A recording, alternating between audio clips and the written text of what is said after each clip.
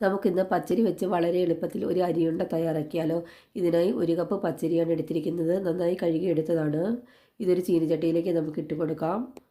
ഇനി ഇതിൻ്റെ വെള്ളം വറ്റുന്നത് വരെ നമുക്കൊന്ന് ഹൈ ഫ്ലെയിമിലേക്ക് വെച്ച് കൊടുക്കാം. അതിനുശേഷം മീഡിയം ഫ്ലെയിമിലോട്ട് ആക്കി കൊടുത്താൽ മതി. ഇപ്പം പച്ചരിയുടെ വെള്ളം എല്ലാം ഒന്ന് വറ്റി വന്നിട്ടുണ്ട്. ഈ സമയം നമുക്കിതിലേക്ക് 2 ഏലക്ക ചേർത്ത് കൊടുക്കാം. നല്ലൊരു ഫ്ലേവറിന് വേണ്ടിയാണ് ഏലക്ക ചേർത്ത് കൊടുക്കുന്നത്. ഇനി നമുക്കൊരു ഗോൾഡൻ ബ്രൗൺ കളർ ആകുന്നത് വരെ ഒന്ന് ഇളക്കി കൊടുക്കണം. മീഡിയം ഫ്ലെയിമിലോട്ട് മാറ്റി കൊടുത്തിട്ടുണ്ട്. ഇപ്പോൾ ഒരു 10 മിനിറ്റ് ആയിട്ടുണ്ട്. അരിയെല്ലാം നന്നായി ഒന്ന് വറുത്ത് കിട്ടിയിട്ടുണ്ട്. ഇത്രയും മതിയാകും. സ്റ്റൗ ഓഫ് ചെയ്തതിന് ശേഷം നമുക്കിത് തണുക്കാനായിട്ട് മാറ്റി വയ്ക്കാം. ഒരു 1/2 കപ്പ് കപ്പലണ്ടിയാണ് എടുത്തിരിക്കുന്നത്. വറുത്തെടുത്തതാണ്. ഇതുപോലെ ഒന്ന് ചതച്ചെടുത്തിട്ടുണ്ട്.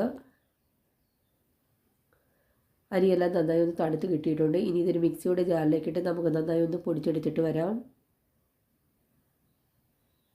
നിങ്ങൾ ആദ്യമായിട്ടാണ് എൻ്റെ ഈ ചാനൽ കാണുന്നതെങ്കിൽ ലൈക്ക് ചെയ്യാനും ഷെയർ ചെയ്യാനും സബ്സ്ക്രൈബ് ചെയ്യാനും മറക്കല്ലേ. ഇതുപോലെ നന്നായി ഒന്ന് പൊടിച്ചെടുത്തിട്ടുണ്ട്. ഇനി ഇതിലേക്ക് നമുക്ക് 1/2 കപ്പ് തേങ്ങ ചിരകിയത് ചേർത്ത് കൊടുക്കാം.